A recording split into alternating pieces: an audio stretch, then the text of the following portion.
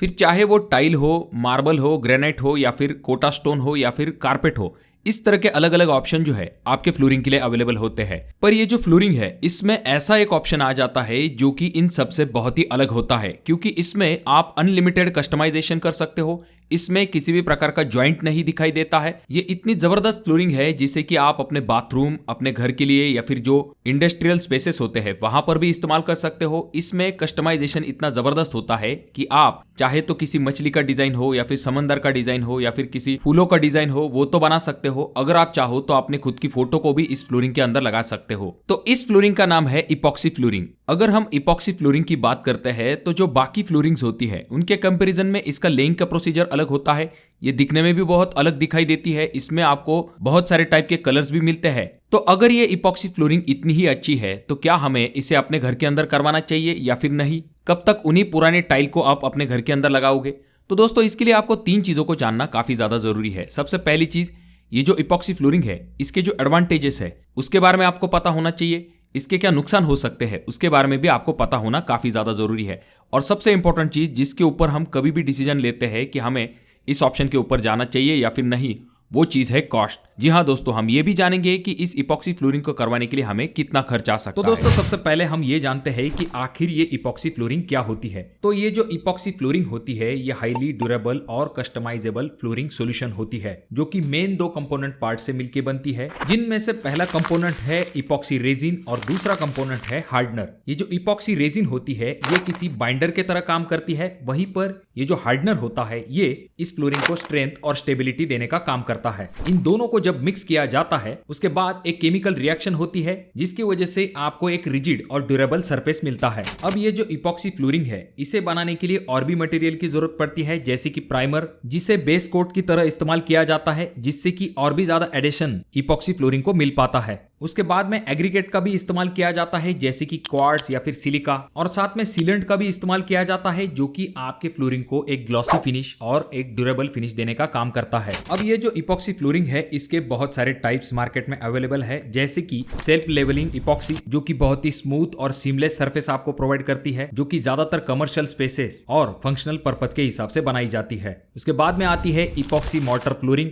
जो कि highly durable होती है और इंपैक्ट रेजिस्टेंट भी होती है, जो कि आइडियल मानी जाती है इंडस्ट्रियल एरिया में यूज करने के लिए। उसके बाद में तीसरा टाइप है जो कि है क्वार्ट्ज फील्ड इपॉक्सी, जिसमें कि कलर क्वार्ट्ज ग्रेन का इस्तेमाल किया जाता है। ये भी अच्छी ड्यूरेबल होती है और स्लीप रेजिस्टेंट होती है। उसके बाद में आती है ग्रेवल इपॉक्सी जिसमें आपको ग्रेवल की तरह टेक्सचर मिलते हैं। उसके बाद में 5वां टाइप आता है जो कि है इपॉक्सी टेराजो जो कि आपको स्टाइलिश और ड्यूरेबल लुक देने का काम करती है। उसके बाद में आती है एंटी स्टैटिक इपॉक्सी, और सबसे आखिर में आती है इपॉक्सी फ्लेक फ्लोरिंग जो कि अक्सर ही आपको गैरेजेस या फिर शोरूम जैसी जगह पर दिखाई देती है।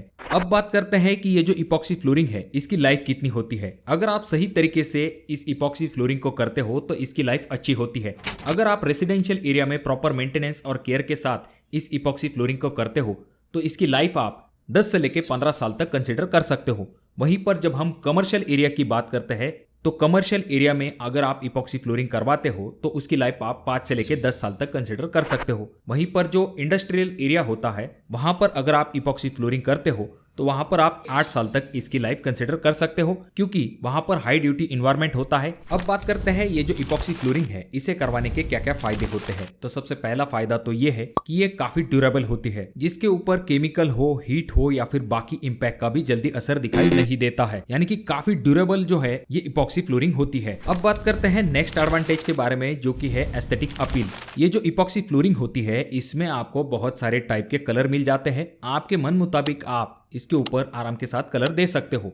अब यहाँ पर रेगुलर कलर तो आपको मिलते हैं, पर जो अलग कलर होते हैं जैसे कि गोल्डन, सिल्वर या फिर बाकी ऐसे कलर होते हैं जो कि बहुत ही अलग दिखाई देते हैं, तो वैसे ऑप्शन भी आपको इस इपॉक्सी फ्लोरिंग में मिल जाते हैं। उसके बाद में अगला फायदा तो ये है कि ये जो फ्लोरिंग है इसमें आपको डिजाइन अनलिमिटेड मिलते हैं, यानी कि आपके क्रिएटिविटी पे डिपेंड होता है कि आपको कौन सी डिजाइन चाहिए, यानी कि कस्टमाइजेबल डिजाइन आप अपने हिसाब से कर सकते हो। जैसे कि मैंने आपको शुरुआती वक्त में ही कहा था कि चाहे मार्बल फिनिश हो या फिर ग्रेनाइट टाइप डिजाइन चाहिए या फिर कुछ वेव वाली डिजाइन चाहिए, इस तरह की अलग अलग डिजाइन जो है वो आप यहाँ पर आराम के साथ बना सकते हो। उसके बाद ये जो इपॉक्सी फ्लोरिंग होती है इसमें आपको अलग अलग टाइप की फिनिशिंग भी मिल जाती है। अब बहुत सारे लोगों को ये लगता है कि ये जो इपॉक्सी फ्लोरिंग है ये सिर्फ आपको ग्लॉसी फिनिश में मिलती है। तो जी हाँ, आपको ग्लॉसी फिनिश तो मिलती है इपॉक्सी फ्लोरिंग में, साथ में अगर आपको चाहिए तो आप मैट फिनिश के ऑप्शन के तरफ भी जा सकते हो। उसके बाद इपॉक्सी फ्लोरिंग का अगला फायदा ये है कि इसमें आपको सीमलेस डिजाइन मिलती है।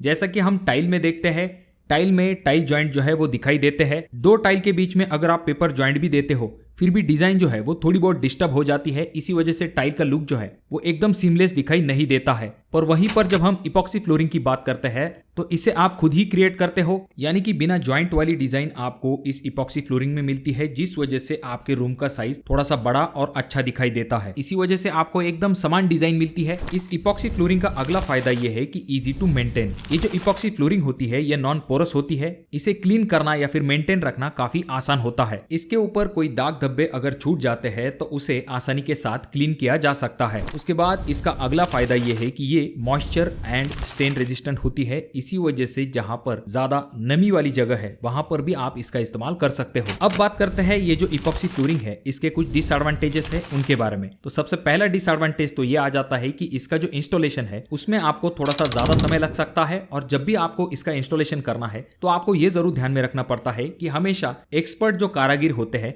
उनसे ही आपको इस फ्लोरिंग को करना चाहिए, जिससे कि आपको अच्छे रिजल्ट्स मिल सके। यानी कि यहाँ पर आपको हाईली स्किल्ड लेबर की भी जरूरत पड़ती है। इसका अगला डिसएडवांटेज ये आ जाता है कि ये स्लिपरी होती है। अब जैसा कि हम कुछ जगह पर देखते हैं बाथरूम के अंदर इपॉक्सी फ्लोरिंग को किया जाता है, जहां पर कुछ नेचुरल डिजाइन का इस्तेमाल किया जाता है जिससे कि ये अच्छी दिख सके। पर ये जो इपॉक्सी फ्लोरिंग होती है ये काफी स्मूथ होती है, इसी वजह से ये काफी ज्यादा स्लिपरी हो जाती है। अब ये रेगुलर फ्लोरिंग में थोड़ी सी स्लिपरी होती है, उस पर आप ये सोच सकते हो कि अगर आपने बाथरूम जैसी जगह पर इसे लगवा दिया जहां पर आपका जो फ्लोर होता है काफी स्लिपरी बन जाता है आपके साबुन के या फिर शैम्पू के पानी की वजह से, जिसके ऊपर से स्लिप होने के चांसेस काफी ज्यादा बढ़ जाते हैं। उसके बाद ये जो इपॉक्सी फ्लोरिंग होती है ये यूवी सेंसिटिव होती है, यानी कि जहां पर सूरज की तेज धूप आती है वहां पर अगर आप इस फ्लोरिंग का इस्तेमाल करते हो तो आगे चल के ये खराब हो जाती है, यानी कि इसका कलर जो है वो पीला पड़ने लगता है। इसीलिए इपॉक्सी फ्लोरिंग को आउटडोर में नहीं लगाना चाहिए। जब इपॉक्सी फ्लोरिंग का इंस्टॉलेशन किया जाता है तो इससे जो गैसेस रिलीज होती है तो उससे आपको बहुत ही बैड स्मेल आ सकती है। अब आता है सबसे इंपॉर्टेंट सवाल कि अगर आप इस इपॉक्सी फ्लोरिंग को अपने घर के अंदर करवाने जाते हो तो आपको कितना खर्चा आ सकता है। तो जो रेगुलर नॉर्मल इपॉक्सी फ्लोरिंग होती है उसे अगर आप अपने घर के अंदर करवाने को जाते हो तो आपको 150 रुपए पर स्क्वायर फीट से लेके 250 रुपए पर स्क्वायर फीट तक खर्च आ सकता है। वहीं पर जब आप 3D इपॉक्सी फ्लोरिंग करवाने के लिए जाते हो तो आपको 200 रुपए से लेके 300 रुपए तक खर्च आ सकता है, और अगर आप इंडस्ट्रियल ग्रेड की इपॉक्सी फ्लोरिंग करवाना चाहते हो तो आपको 200 रुपए से लेके 400 रुपए तक खर्च आ सकता है। वहीं पर अगर हम रेगुलर फ्लोरिंग की बात करते हैं तो उसके लिए आपको 100 रुपए से लेके 150 रुपए तक खर्च आ सकता है, यानी कि टाइल के कंपैरिजन में इसका जो कॉस्ट है वो थोड़ा सा ज्यादा है। तो दोस्तों, क्या आप अपने घर के लिए इपॉक्सी फ्लोरिंग के ऑप्शन की तरफ जाना पसंद करोगे या फिर रेगुलर टाइल की तरफ? कमेंट बॉक्स में कमेंट जरूर कीजिए। वीडियो बहुत ज्यादा ही अच्छा लगा हो तो अपने दोस्तों के साथ शेयर कर दीजिए, और ये जो तीनों वीडियो है इनमें से कोई एक वीडियो आपके जरूर काम में आ सकता है।